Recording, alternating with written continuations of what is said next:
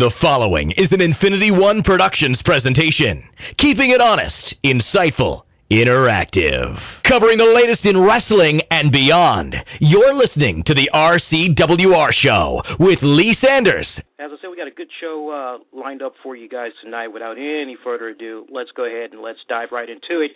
Shine Wrestling is going to be making its return to Ybor City, Florida, July 12th. For Shine 11, and folks, that tournament is continuing to crown the first ever Shine Women's Wrestling Champion. And if you're not able to see that event live in person, you got the next best thing. You can order it on iPay-per-view at wwnlive.com.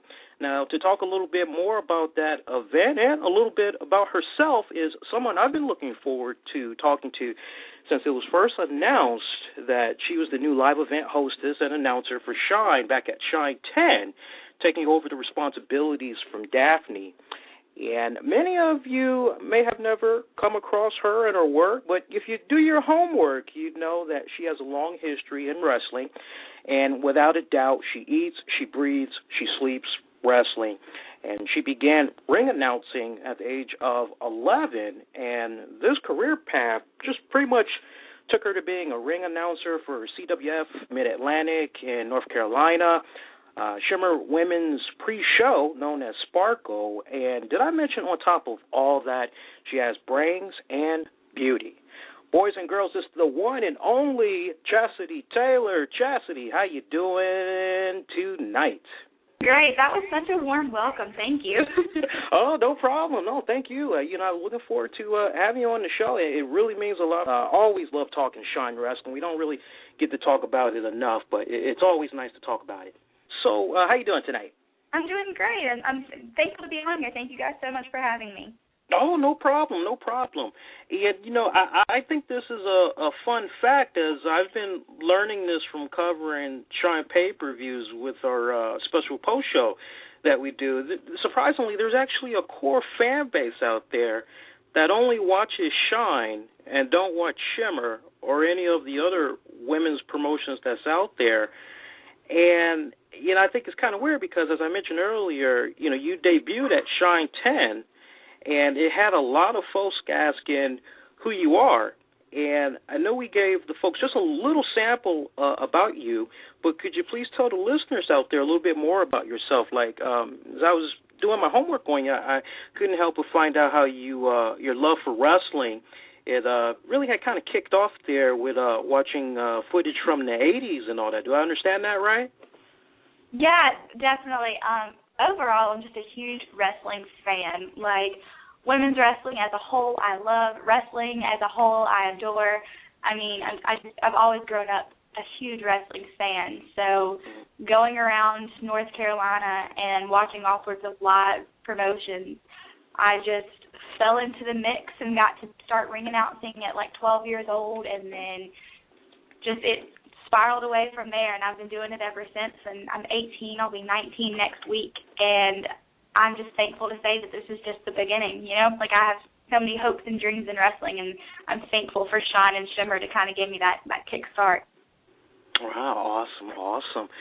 Now, growing up, loving the sport of professional wrestling, I'm curious, did you experience any type of teasing or verbal bashing for liking it because you're a girl? Like some of my friends, including my pretend sister, they're females, of course, they were always picked on for liking it because some felt like it was a silly sport to be following. Then the fact that you happen to be a girl on top of that, some kind of looked at it as being weird, and they would even go so far as to use cruel jokes and say, "Oh, you're a boy." Did you experience any type of heckling like that?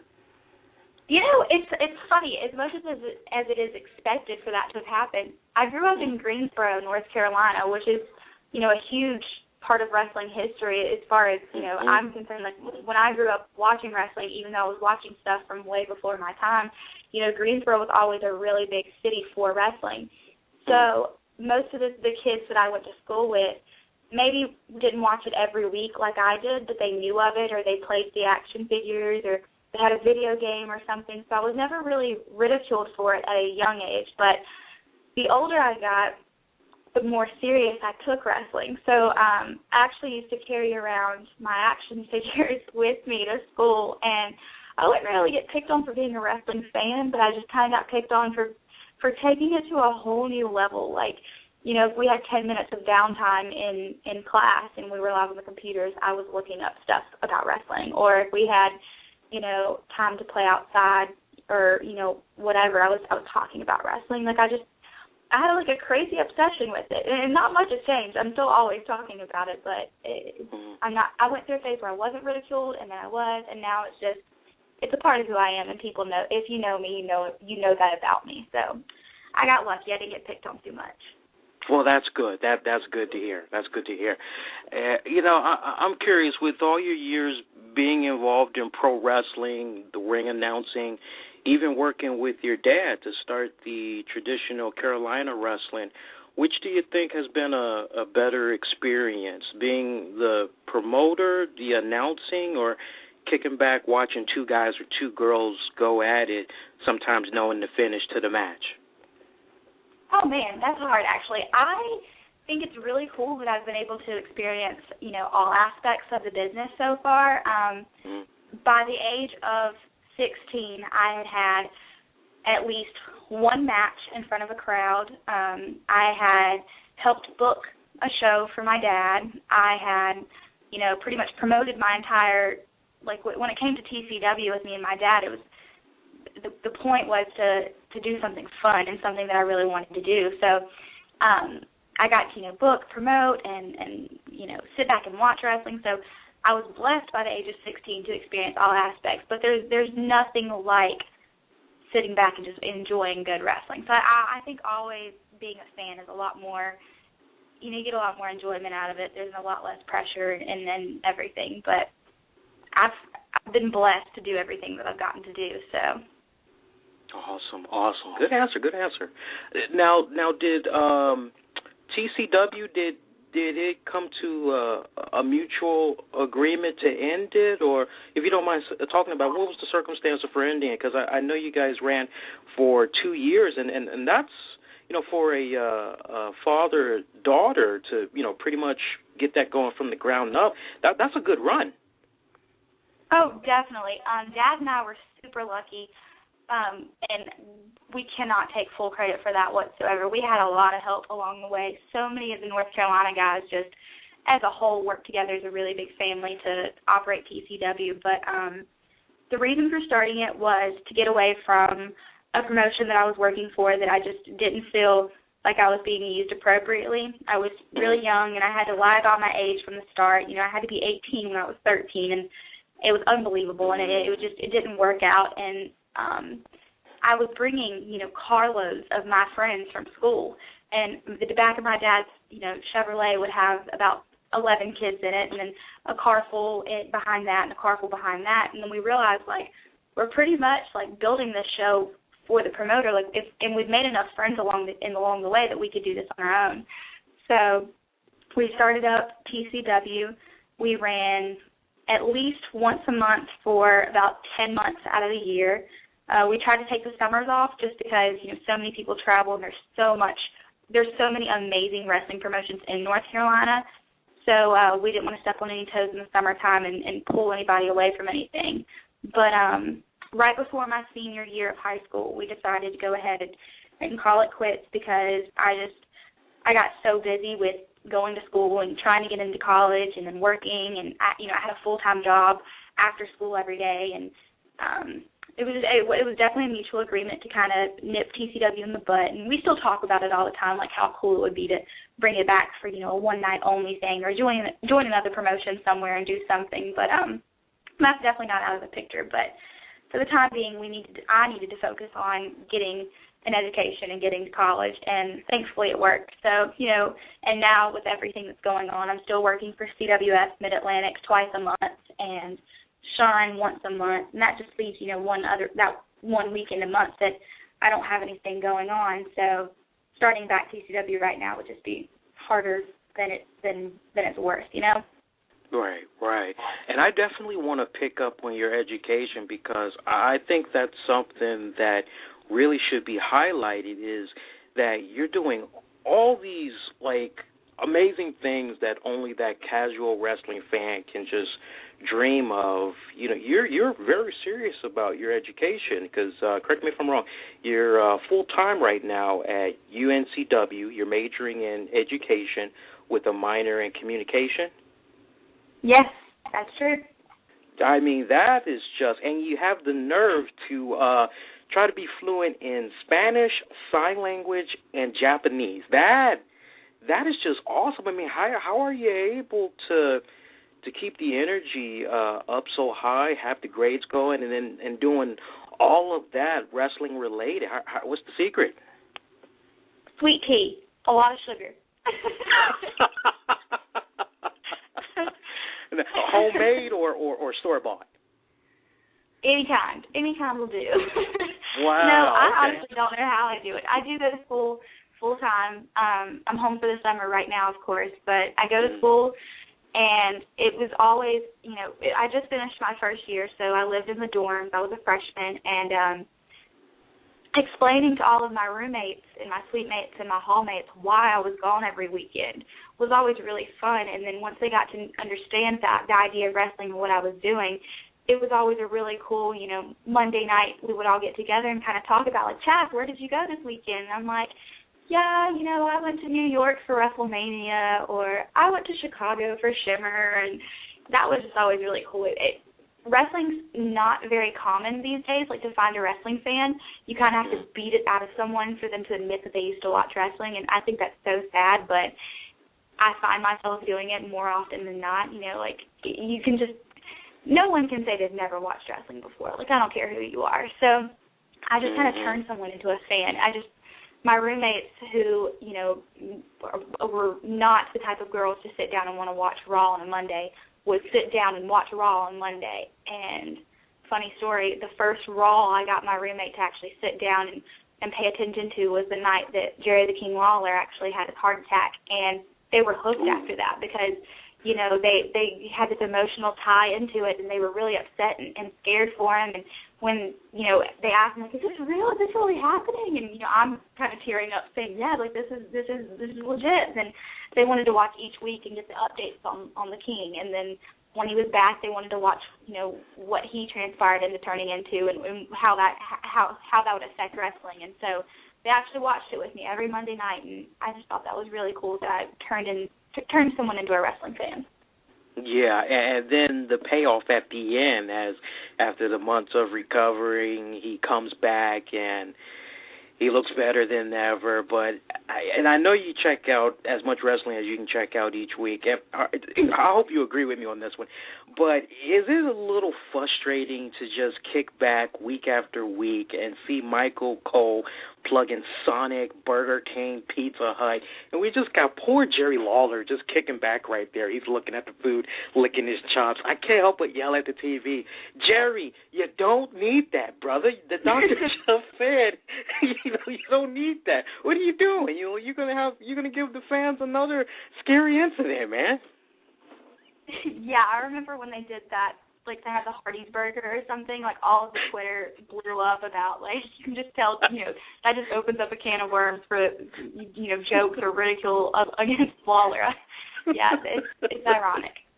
Yeah, I'm like, give it to JBL. He barely talks on Monday nights. He's like, I don't know what he's doing, but he is so silent. I don't know if he's tweeting or what, but it was like, give him all that junk food. Let him go through that. It was crazy. Seriously. You know, we had the beautiful and the lovely luscious Latasha, and special shout-out to you if you're checking this out. We had her on the show a couple of weeks back, and she had somewhat shed some light on the circumstances of Daphne stepping down as the live event hostess.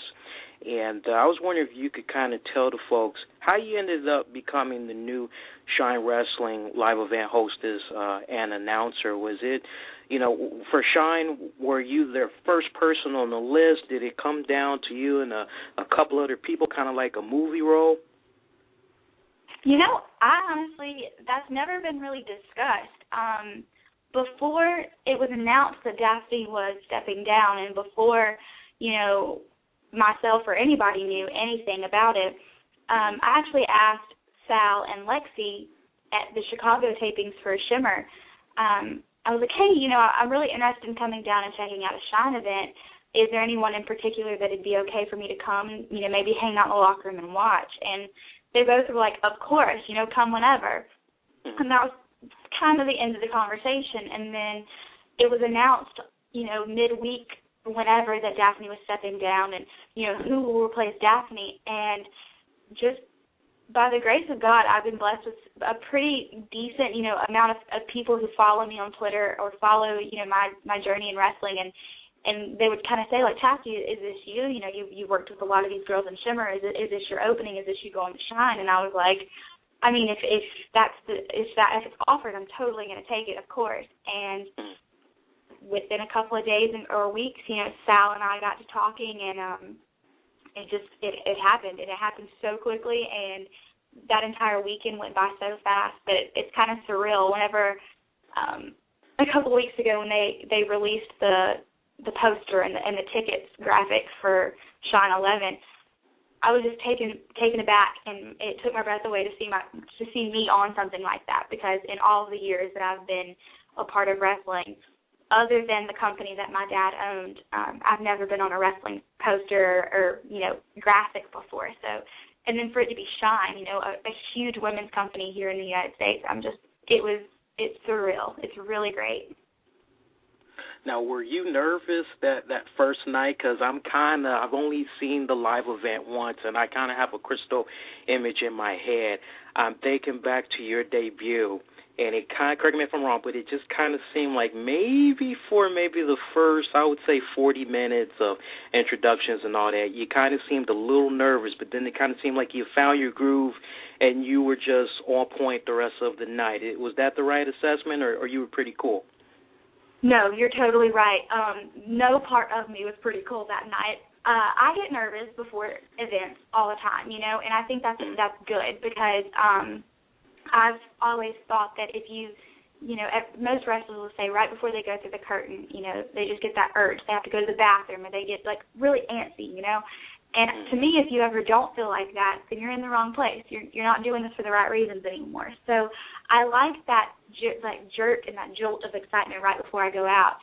But about 3 hours before Shine started, I just had this huge lump in my throat and a pit in my stomach, and I was just, I don't know, I didn't feel like myself at all, and I actually called my mom, who lives here in North Carolina, and I was crying, and I was like, I don't know what's wrong with me. I don't know why I'm so nervous, CWF does iPay-per-views, and Shimmer, they're putting stuff on DVDs and selling to thousands of people. Like, what about this is making me so nervous? And I still don't know why. I mean, I was really comfortable with all of the girls there. The management staff is awesome. Like, I'm comfortable with Lexi and Sal, but I don't know. And you're about right when you say the first 40 minutes I was choking, and I could just feel myself shaking, and the crowd was chanting Taylor Swift every time I got into the ring, so that was nerve-wracking. But honestly, something I haven't told anyone yet is that Chrissy Vane was in the crowd that night. She came to support her best friend, Amber O'Neal, and most people wouldn't know that Chrissy was the first girl, like, outside of, huge superstars in WWE. Like, I remember being little and loving Baby Doll, or being little and looking up to Trish. But when it came to, like, real-life heroes, real-life superheroes, and just idols, it was Chrissy Vane. I would watch her all over North Carolina and absolutely loved her and adored her. And we came from the same small town, and we've only talked through, like, Facebook or MySpace or email over the last, like, 4 or 5 years. And she lives in Florida now, and she's just recently married or whatever. And I just looked up and I saw her, and she was giving me a thumbs up. And, this girl didn't know me from, I mean, she knew me, but she had never spoken to me before in person. Like, she didn't have to be like that to me, but she just looked at me and she was smiling and giving me a thumbs up. And I just felt this, like, just easiness come across me, and I was just really excited to be there and have her there. So it was really cool, and I think that's what helped calm me down, and then eventually, like, get to a point where I wasn't so shaky. Right. Yeah, because I still remember, like, the very first match you announced, had, I'm trying to think, Nikki Rocks. I can't remember. I think it was a singles match, right? That was your first. Yes. Yeah, I want to say Nikki Rocks versus maybe Mercedes. It was Nikki versus Allison Kay. Ah, that's it. That was it. Yeah.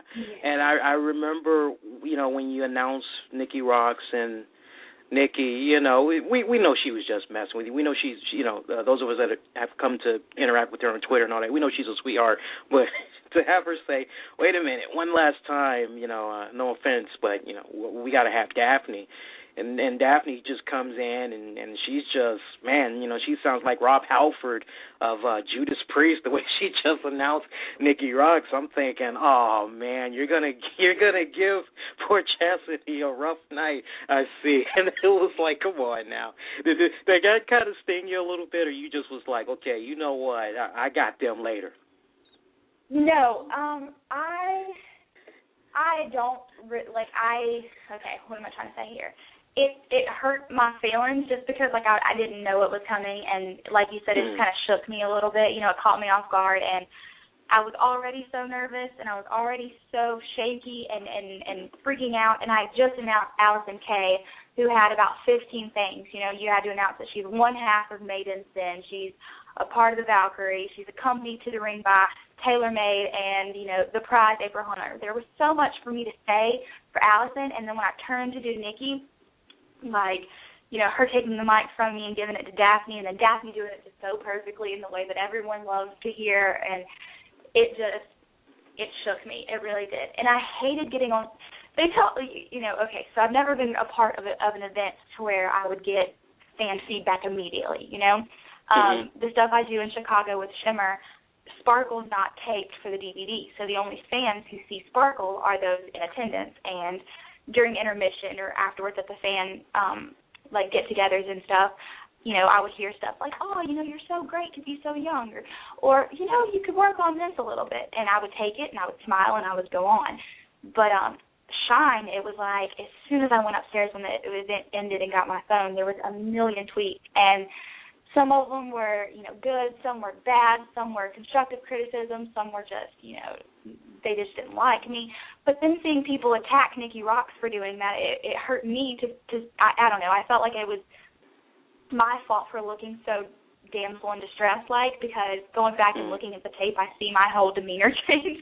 I had, a fake smile at the beginning, and when that happened, it was just my cheeks were still up in the air, but my teeth weren't showing, and my lips were kind of, dismounting into a frown. I just couldn't pull myself to be happy at that second, and I hate that, and that was, I guess, unprofessional on my part, because I should have just been able to roll with the punches. But, no, Daphne is amazing, and during the little segment where the fans at home got to see a video package, and I was told to, quote-unquote, entertain and plug during that little bit to the live crowd, I actually got Daphne in the ring with me, and, she always plugs the full bar, and I have always watched her do it, and I'm peppy and I'm excited and I'm happy, but I'm not Daphne. I can't do it like her, and that's what I told the fans, and so she got in there and she did it with me, and I was hoping that would kind of overshadow the fact that, she got in earlier and everyone said, quote-unquote, stole my thunder, and I just didn't want that to look like that at all. So I tried to recover. I don't know if it came through that way or not, but I thought you handled yourself well. Yeah, you know how it is. New person on the block. It's kind of like when Metallica had brought in new bassist Jason Newsted. They kind of gave him a little bit of hard time for a little bit, but eventually they welcomed him with open arms, and I think that first maybe 30 minutes, yeah, but in the end it was like you really just brought it all together, and for me to kick back and watch, I just couldn't help but say, yeah, Daphne stepped down. Some people might not like it, but honestly, I think that they left the title in really good hands. I think you're off to a phenomenal start there in Shine. Well, thank you so much. Whenever I came down there, they told me they wanted it to be different. Daphne is funny and she's quirky and she's, so talented, and they wanted a different look and a different feel. They wanted more of a serious and professional kind of, tone. And so, which at CWF, which is, pretty much my home promotion, it's where I've been for the longest, and that's where I'm at, twice a month. I'm able to be fun and quirky, but in more of a, it's just because the fans know me so well. They're like, they've watched me grow up, that I'm just myself. I'm not really a character, or I'm not any more or less serious than I am in real life. So down at Sean, I just went in, and I think I just psyched myself out, and I tried to tell myself, like, you have these huge shoes to fill. You've got to be, you've got to be up to par with Daphne. These fans expect this, and I psyched myself out. And then going back and watching the tape, no one is ever going to be like Daphne. Daphne is Daphne, and I think now that I realize that I just have to be myself and come out there and have fun and not look at it like it's WrestleMania and I'm in front of 76,000 people. Like, hopefully Shine 11, I'll be a little bit more at ease, and I hope that comes across on camera too, because I hated that a lot of people could tell I was so nervous. Right. Sometimes it's good to be nervous. I mean, Lord knows. Look. I BS you not. I've been doing this for almost a year and a half. I've put out like over 200 episodes, and I still get that knot in the stomach. I still get nervous. My palms, they naturally sweat, and I'm just like, how am I going to do this? Oh, here we go again. And I like fumble with the words, but then as soon as I see live, it's like an entirely different person just takes over. And I think when you no longer have those butterflies in your stomach, you no longer get that anticipation, you no longer get that excitement, I think then it's a problem. I don't know. That's just me, but No, I completely agree. Like I said earlier, once you stop getting excited, you're not doing this for the right reason. So. Yeah. We got Shine 11. It's going to be coming up July 12th, and I definitely want to pick your brain on this one, as this is going to be a tournament that's continuing to crown the first champion. I'm curious, with the news of Jazz being out of the tournament because of ongoing neck problems, are you able to provide any insight for her fans out there on how everybody in Shine's been handling the news? Because just from that vantage point of a fan, it's kind of looking as though, maybe she might be looking at retiring. I hope I'm wrong with that assessment. I honestly wish I knew as well. Jazz has always been a girl, a woman that I've looked up to, and I've met her a couple of times here in North Carolina. And to know that she's injured in a way that it's putting her out of the tournament, it truly saddens me and breaks my heart. So I wish I could give you insight on that one, but I know nothing more than what you guys have read too. So. Yeah. Well, hopefully, because I've been a lifelong Jazz fan. I've been following her work since, my God, not ECW, but like when she first debuted in WWF, and her husband, Rodney Madcap, came on board. I've always been a fan of her work, and I know many Shine Wrestling fans out there, I know you guys were kind of looking at her as maybe being the one to win the whole tournament, but it's definitely sad to see her out of it. Hopefully, it's not the end of the road, because, it always sucks when a wrestler has to bow out because of injuries, and they aren't bowing out because they just feel it's time, Who you got winning the tournament? Who's some of your favorites? I tweeted this earlier. I really enjoy Santana and Leva. The fact that Leva can come out, at every event and morph into this other, character. Like, she comes out and she's, at Shimmer she's done a Star Trek thing, and she's done like the Ninja Turtles, and she actually she's just so creative that for instance, when her and Allison Danger did the Ninja Turtles thing up at Shimmer, they did a spot where she was lying on her back, and because she was a Ninja Turtle, she couldn't flip over. Once turtles are on their back, they can't get back to their other side. And just the creative aspect behind that, that maybe some fans didn't really get at first, she's just so talented. And to be able to change her entire move set week by week or night by night, person by person and character by character, I think it's truly amazing. And then Santana is just one of the most happy and adoring and loving people to be around. So to see her win the Shine Championship would be just refreshing, to see it on such a smiling face. But throughout the entire tournament, I will say that, and I admit to the fact that Jessica Havoc and Soraya Knight going one-on-one scares me to know that I'll be at ringside and be so close. But I think that's something that match alone is going to take this tournament to a whole new height. Like, I can't wait to see the two of them go against each other. Yeah, that should definitely be a good one. And I mean, it looks like we got the whole card set. For those of you that haven't taken a look, I mean, it's really, really building up. I mean, let's give it a quick rundown. I mean, we got the Bracket A Fatal 4-Way qualifier. Winner faces Rain in the first round. Looks like that's going to be Mercedes Martinez versus Nikki Rocks versus Taylor May versus Sue Young. Then we got Bracket B Fatal 4-Way qualifier. Winner faces Santana in the first round. We got Amazing Kong taking on Angelina Love, Ivalise, Kimberly. Bracket A first round matches. Then we got Rain with April Hunter versus Fatal 4-Way winner. You just mentioned this, Sweet Seriana Knight versus Jessica Havoc. Then we got the Bracket B first round matches. Santana versus the winner of the Fatal 4-Way.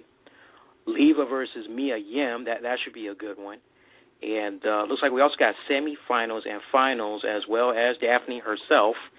And, it's really looking like it's going to be a jam-packed card. Now, is the champion going to be crowned at this pay-per-view, or is it kind of looking like it might be Shine 12 or 13?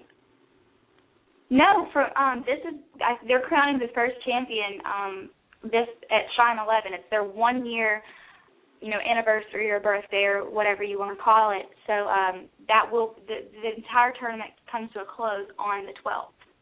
Wow. Okay. So that's even more important. Okay. I was under the impression maybe they were going to try to go for like 12 or 13, but cause sometimes I have a hard time understanding like tournament grids and all that. So that makes it even more special. So you Shine Wrestling fans out there, you just heard what Chasity said. So you definitely want to make sure that you order this pay-per-view coming up. First ever Shine Women's Champion is going to get crowned, and what a great way to take part, be part of history and all that. That would be pretty awesome. Going to caller from the 718 area code. Keep it clean. Let us know your first name, where you're calling from. Hey, how are you? Hey, pretty good. What's your name, where you're calling from? Nick, calling from Bayside, New York. All right, Nick. How you doing tonight, buddy? Good, man. I just wanted to ask Chasity what her ultimate goal in wrestling was, how far she wants to go, and if she considers herself a knockout or a diva. Good question. I have done some training here in North Carolina, and I've had about 4 live matches in front of crowds. As much as I would absolutely love to have my name announced and, my music play and me come through that curtain and perform in front of a big audience like that, I'm really happy and content where I am ring announcing. It's very unlikely and unheard of to have a ring announcer get brought in from out of state to do, the things I'm doing. It's really cool. I don't think there's been a lot of girls that have done what I'm doing, especially at such a young age. And recently, I've come to this theory that, WWE with Lillian Garcia, she's on kind of a limited schedule right now. She does mostly SmackDown and pay-per-views here and there. So eventually, when she does decide to retire entirely and not return, I'm hoping that that'll be, an opening spot, and that's something that I could come in and do. And with that, Lillian's involved in some sort of storyline every year or two and gives her a spot in some sort of match or some angle or something. So I'd be perfectly content and happy with, being a ring announcer for WWE or TNA. You asked if I was a diva or a knockout. I like that Maria Kanellis calls herself the lady of ROH. Any company that, offers me anything at this point, I'm grateful. I'm super grateful. So either one would be great. Thank you for calling. I appreciate it. That's a good comment. That's a good question. I really like that a lot. You know, I just got one thing to say about you, and that's I think you perfectly embody what it is to be a wrestling fan, because you're not just limited to watching one promotion, you know, and it's a nasty trend that like still continues to this very day that just infuriates me, because my mentality is, you know, if you love wrestling, if you're a wrestling fan, you're not just going to be limited to one promotion. You're going to do everything you can to see as many wrestling matches as possible from X amount of promotions, just to get that overall experience.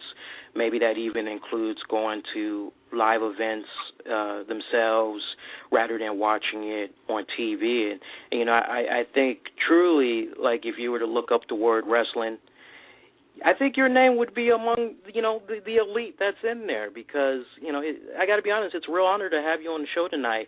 And, you know, I always tell guests that come by, you know, the door's always open to come back, and we've actually had guests take us up on that many times, and they come back time and time again.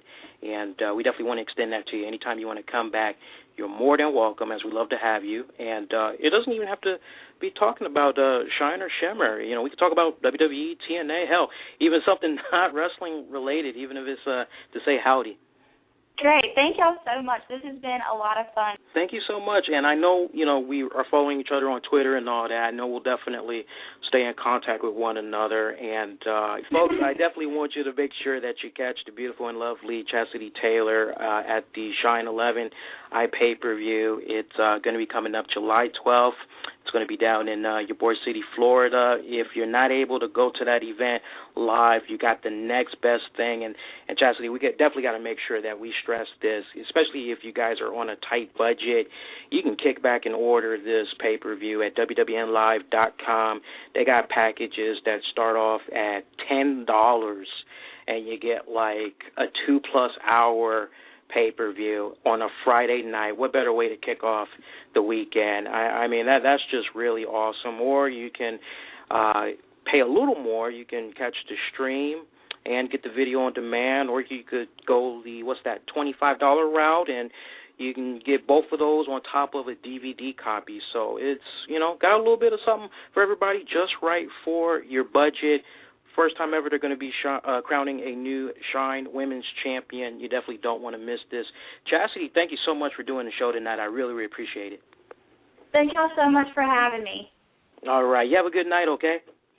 You too. All right. Thank you.